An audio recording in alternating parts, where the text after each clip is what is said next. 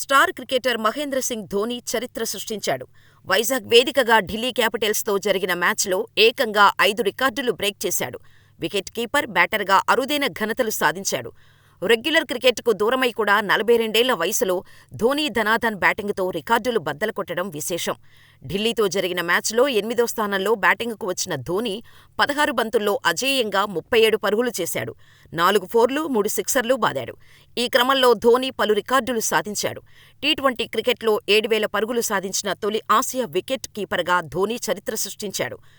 ఓ ఓవర్లలో 20 లేదా 20+ పరుగులను అత్యధికసార్లు సాధించిన భారత క్రికెటర్గా ధోనీ చరిత్రకెక్కాడు. అలాగే 19, 20 ఓవర్లలో 100 సిక్సర్లు బాదిన తొలి క్రికెటర్గా ధోనీ రికార్డు సాధించాడు. అంతేకాక ఐపీఎల్లో 5,000 పరుగులు పూర్తి చేసిన తొలి వికెట్ కీపర్గా కూడా రికార్డు నెలకొల్పాడు.